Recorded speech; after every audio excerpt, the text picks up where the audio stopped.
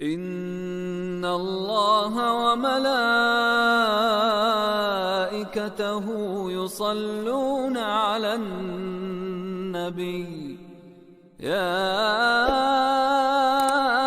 أيها الذين آمنوا صلوا عليه وسلموا تسليما. Ma'asyiral muslimin rahimakumullah. Rasulullah sallallahu alaihi wasallam menanti kita di telaganya.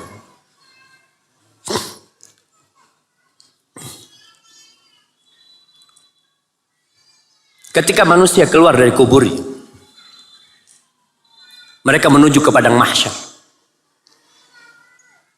Kemudian mentari akan mendekat sehingga manusia berkeringat, sebagian tenggelam dalam keringat. Semua tergantung amal perbuatannya. Kita tuh sering bergurau sama sahib kita. Kadangkala kita keluar, sandal kita nggak hilang, sandal sahib hilang. Apa kata kita? Tergantung amalnya. Nah, tergantung amalnya. Betul, semua itu tergantung amalnya. Orang ketika di timbangan tergantung amalnya. Orang ketika di pembagian rapot tergantung amalnya. Orang ketika melewatin sirat tergantung amalnya. Semua tergantung amalnya.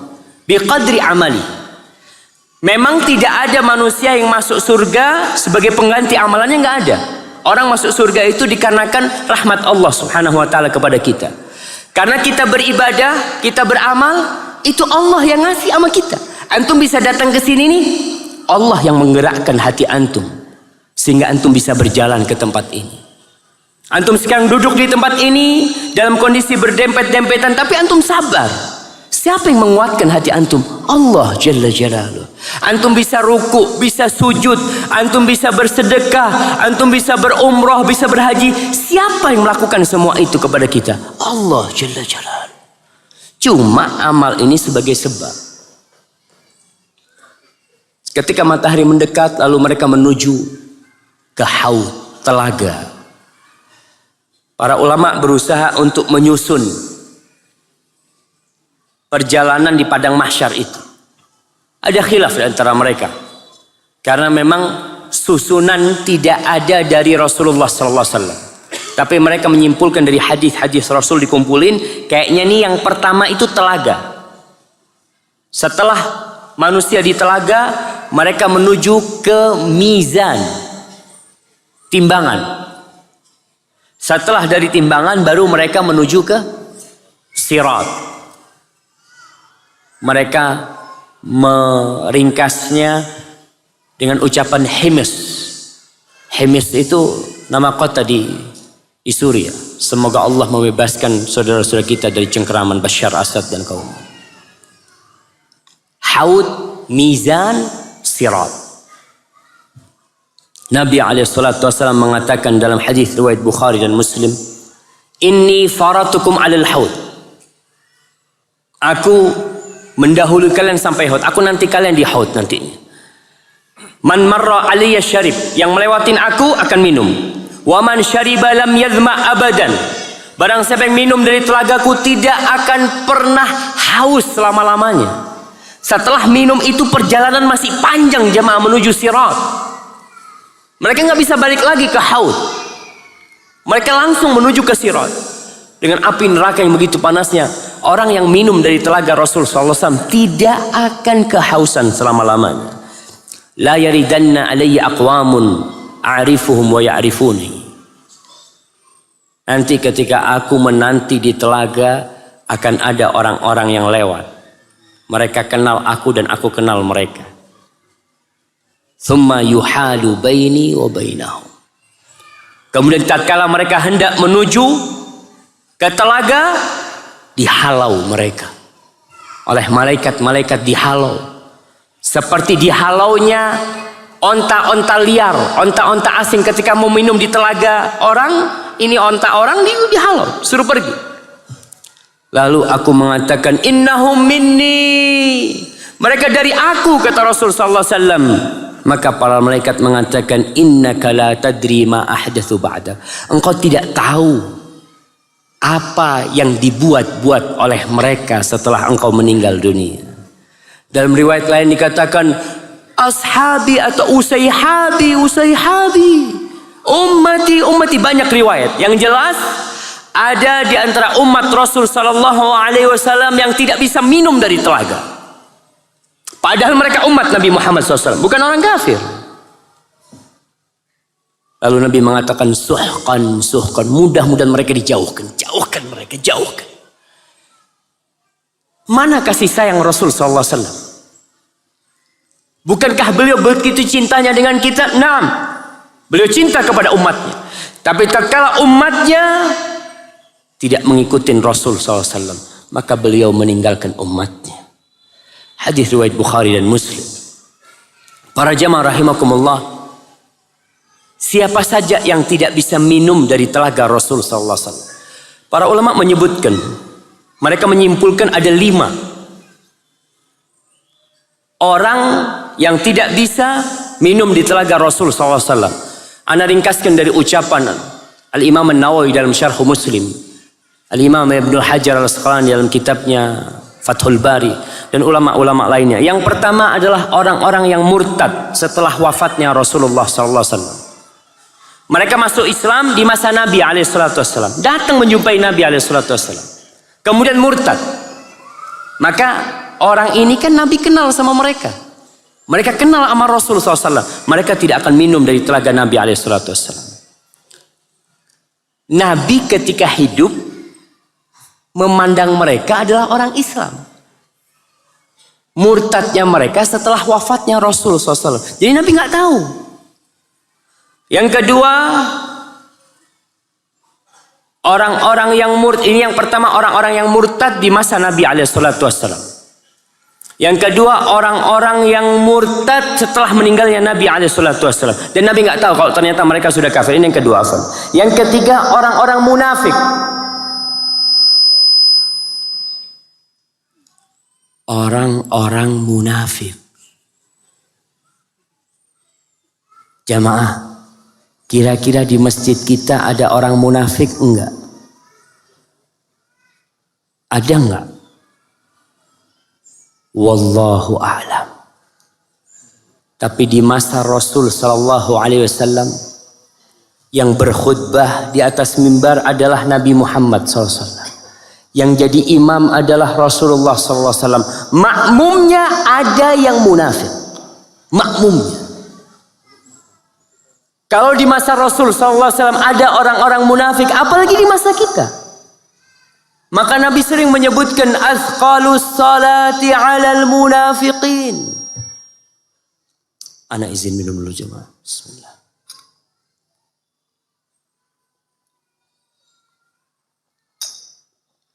Alhamdulillah.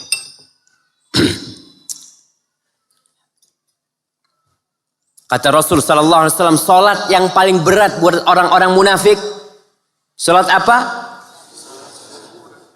Masya Allah, pada angkat tangan semuanya.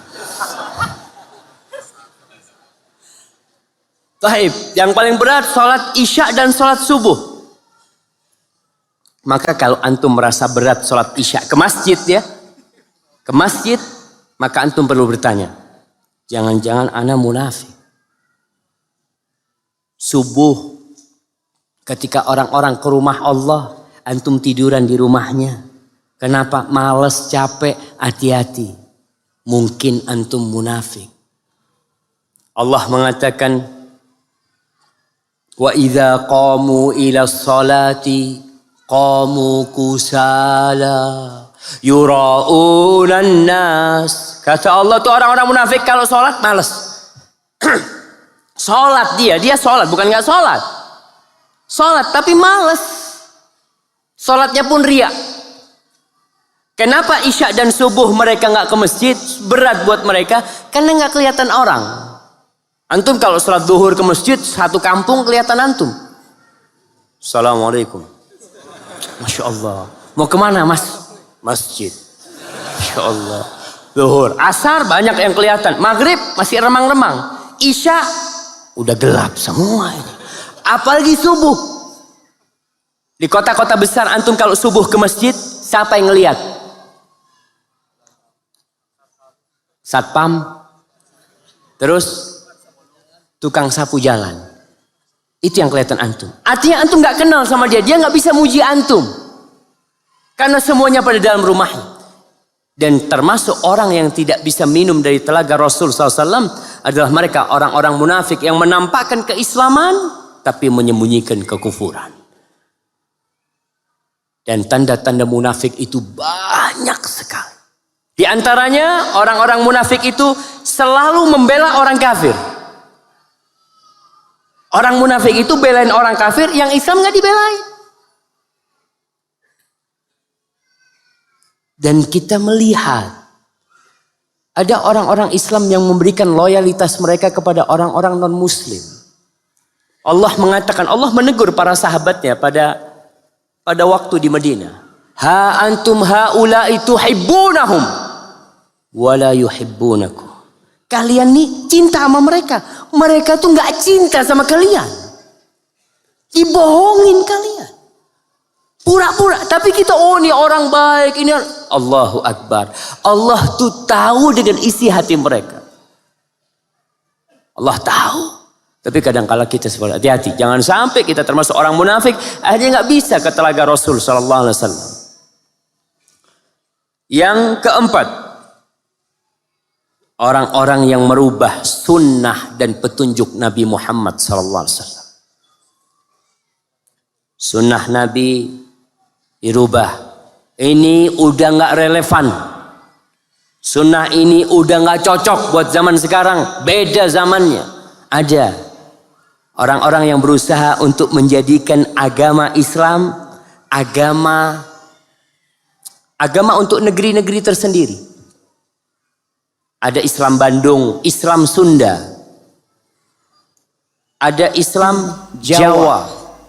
Ada Islam Madura, ada Islam Bugis, ada Islam Papua, ada Islam Minang, ada Islam Melayu, ada Islam macam-macam. Kenapa ada yang melakukan itu? Karena mereka tahu.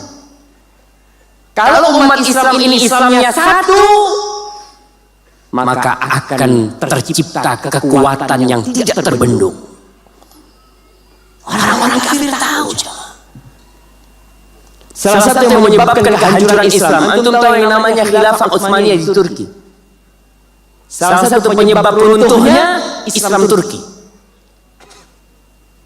Dimunculkan oleh orang-orang kafir kebencian kepada Arab.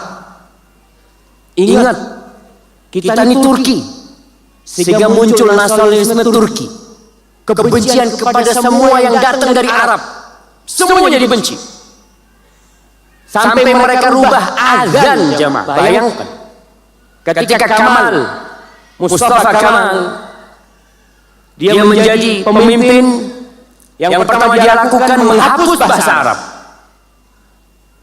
Yang kedua, kalender Hijriah ditiadakan. Libur Jumat dihapus. Kemudian azan berbahasa Turki. Sampai dikatakan hampir 15 tahun. Itu kebencian kepada Arab. Orang kalau udah benci kepada Arab, benci kepada Rasul SAW. Karena nabinya orang Arab. Nabinya orang, Qur'annya bahasa Arab. Maka kita harus paham nih. Ada orang-orang yang ingin merubah Islam. Petunjuk-petunjuk Nabi mulai diabaikan. Mereka masukkan unsur-unsur yang bukan dari Islam untuk merubah agama. Ada lagi unsur-unsur kearifan lokal yang dikatakan dimasukkan ke dalam agama. Kita sungguh bersedih tatkala melihat saudara-saudara kita kaum muslimin mengantarkan kepala kerbau ke laut. Muslim pakai peci putih, pakai baju koko. Wanita yang mengiring juga pada pakai jilbab, mengantarkan kepala kerbau ke laut, dilemparkan. Untuk apa? Ini kan budaya. Mereka melemparkan kepala kerbau untuk selain Allah Subhanahu wa Ta'ala. Tapi dibungkus dengan Islam. Dirubah petunjuk Nabi Muhammad SAW. Ajaran-ajaran Nabi. Ya gimana mereka ajaran Nabi nggak tahu. Mereka lebih berat kepada dunia mereka daripada ajaran Rasul SAW. Sunnah-sunnah Nabi ditinggalkan. Kita lihat Syiah, Rafidhah. Kita lihat orang-orang Khawarij yang mereka membunuh sana, membunuh sini. Jadi Khawarij jamaah itu orang ahli ibadah. Jangan dipikirkan kalau orang ahli ibadah itu benar, belum tentu. Oleh karena itu di antara doa yang dipanjatkan oleh Rasul sallallahu alaihi wasallam, beliau mengatakan, wa as'alukal azimata 'alal rusyd. Ya Allah, aku memohon kepadamu semangat dan tekad yang kuat di atas kebenaran. Karena ada orang yang bersemangat tapi salah. Semangat dia untuk melakukan hal itu. Seperti itu terjadi dengan orang-orang Khawarij. Bagaimana orang-orang Khawarij itu sholatnya? Jangan ditanya. Kalah sholatnya para sahabat dibandingkan dengan sholatnya orang Khawarij, jauh lebih bagus sholatnya orang Khawarij. Bacaan mereka panjang, puasa mereka baca Quran cuma gak sampai kepada hati mereka, sampai ke kerongkongannya aja. Karena mereka beragama tidak mengikuti sunnah Rasul SAW, tidak mengikuti petunjuk Nabi SAW. Orang-orang yang mungkin melakukan teror sana teror sini, kita sungguh bersedih ya. Umat Islam ini dirusak dari luar dan dari dalam. Dari dalam diobok-obok, bagaimana dihancurkan setelah lemah, dari luar diserang. Maka kita harus merapatkan barisan menuju kemana? Menuju sunnah Rasul sallallahu alaihi wasallam. Karena itu jalan keselamatan. Maka orang yang merubah agama Nabi Muhammad SAW, menambahkan, mengurangi karena buat dia nggak cukup, maka dia tidak akan sampai bisa minum di telaga Rasulullah SAW. Yang kelima, yang tidak bisa minum dari telaga Rasul SAW. Para ulama, sebagian ulama memasukkan para pelaku dosa besar. Para pelaku dosa besar tidak minum dari telaga Rasul SAW. Berdasarkan hadis yang diriwayatkan oleh Imam Ahmad dari Abdullah bin Umar bahwa Rasul SAW mengatakan, sayakunu alaikum umara. Nanti akan ada pemimpin-pemimpin di antara kalian, ya'murunakum bima la yaf'alun. Mereka memerintahkan kepada kalian apa yang mereka tidak mengamalkan. Faman saddaqahum bikidbihim wa anahum ala dzulmihim falaysa minni. Barang siapa yang percaya sama kebohongan mereka, kebohongan pemimpin-pemimpin ini, dan membantu kezaliman mereka, maka orang ini falaysa minni, bukan dari golonganku, walastu minhu, dan aku bukan dari golongan dia, wala yarida alayya haud, dan dia tidak akan minum, tidak akan datang untuk minum di telagaku, kata Rasul sallallahu alaihi wasallam. Maka ini adalah orang-orang yang tidak minum dari telaga Rasulullah sallallahu alaihi wasallam. Ma'asyiral muslimin, mudah-mudahan kita bukan orang-orang yang murtad. Mudah-mudahan kita bukan orang-orang munafik. Mudah-mudahan kita bukan orang-orang pelaku dosa besar. Mudah-mudahan kita orang-orang yang menegakkan sunnah Rasul sallallahu alaihi wasallam. Tapi menegakkan sunnah Nabi sallallahu alaihi wasallam di masa fitnah seperti ini butuh perjuangan jamaah. Antum dikucilkan. Ingat, sunnah Nabi itu bukan cuma jenggot. Ini karena ada orang-orang yang memahami sunnah Rasul SAW, artinya berpegang teguh dengan sunnah itu pakai jenggot doang, tidak isbal. Lah, sunnah Nabi itu adalah ajaran Rasulullah SAW. Yang pertama adalah melaksanakan kewajiban dan meninggalkan yang haram. Itu artinya berpegang teguh dengan sunnah. Melaksanakan perintah dan meninggalkan larangan. Yang kedua, meninggalkan bid'ah amaliyah dan keyakinan. Urusan-urusan yang baru, yang tidak ada ajarannya, tidak ada tuntunannya, baik itu amal ataupun keyakinan, ditinggalkan. Itu artinya berpegang teguh dengan sunnah.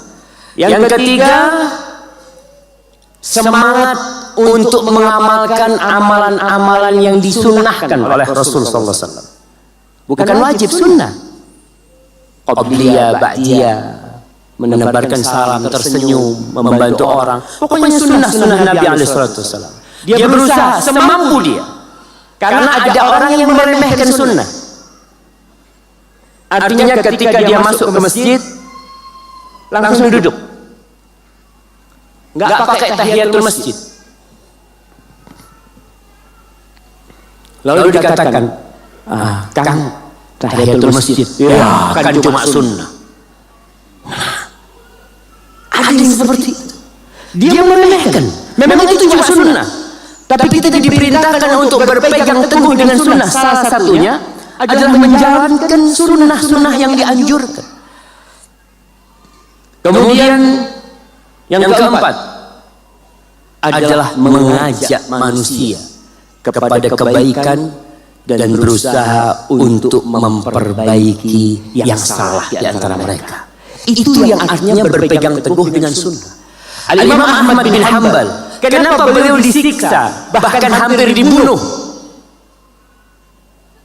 Karena beliau mempertahankan keyakinan bahwa Al-Quranul Karim adalah firman Allah. Quran itu bukan makhluk. Quran itu firman Allah. Muncul bid'ah mengatakan bahwasanya Al-Quran itu adalah makhluk ciptaan Allah. Padahal tidak ada ucapan itu sebelumnya. Di masa Rasulullah SAW, di masa para sahabat, baru di masa Imam Ahmad muncul hal itu. Sampai Imam Ahmad mempertahankan hal itu. Disiksa beliau. Tapi beliau tetap mengatakan Al-Qur'anu kalamullahi ghairu makhluk. Quran adalah firman Allah dan dia bukan makhluk. Apa yang akan kita dapatkan tatkala berpegang teguh dengan sunnah? Yang jelas berat. Kalau kita bicara yang ringan, jenggot ini sunnah yang ringan sekali. Kenapa ringan? Antum nggak perlu keluar duit pakai jenggot. Apa harus? Saat anak nggak punya fulus untuk pakai jenggot. Nggak ada. Jadi benar-benar sesuatu yang ringan untuk diamalkan. Itu aja kita dikucilkan. Dari pekerjaan, kelihatan pakai jenggot dipanggil sama atasan. Ada apa pakai jenggot? Aliran apa nih? Subhanallah. Katanya kita ini negara yang menghormati hak asasi manusia. Apa urusan jenggot anak kerjaan anak? Kan yang nilai kerjaan anak. Kalau anak kerjaan nggak benar mungkin ditegur. Kalau anak baju anak seragam, anak selesai pakai baju putih, anak pakai baju hijau, tegur oke. Ini urusan jenggot anak.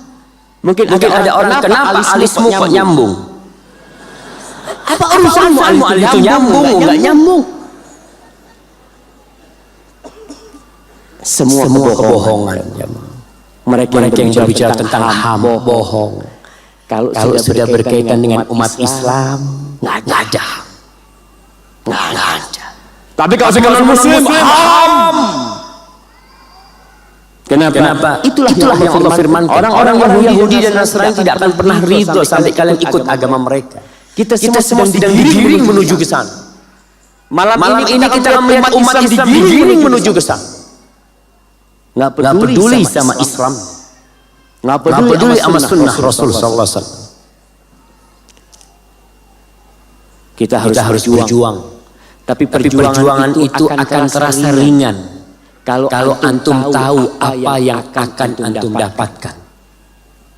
Umpamanya nih, antum duduk kayak gini sambil kakinya ke atas dipegang karena sempit. Tapi kalau antum tahu setiap orang yang pulang nanti akan diampuni dosanya oleh Allah Subhanahu wa taala. Antum akan tenang. Malaikat itu datang ke majelis ilmu untuk menjadi saksi. Dan mereka yang datang di majelis ilmu akan dikatakan kepada mereka, kalian bangun semua, sudah diampuni dosa kalian. Sampai tatkala Allah mengampuni hamba-hamba yang datang ke majelis ilmu, Allah mengatakan kepada para malaikatnya, ushidukum anni ghafartu lahum. Aku jadikan kalian saksi, aku sudah ampuni semua mereka yang datang ke majelis ilmu. Para malaikat bertanya, ya Allah, itu ada satu orang yang dia sebenarnya nggak ikut kajian, cuma mampir doang. Kan ada orang yang kadang-kala lewat, ada apa rame-rame nih? Iya. Dia kemudian duduk. Sebenarnya nggak ada dia ikut kajian, nggak ada. Dia duduk. Yang itu pun diampuni dosa. Humul qaum la yashqa bihim jalisuhum. Mereka adalah suatu tatanan masyarakat satu kelompok yang tidak akan sengsara orang yang duduk bersama mereka. Maka kita siap duduk seperti ini dengan harapan, ya Allah, mudah-mudahan keluar dari sini dosaku sudah diampuni. Amin. Amin.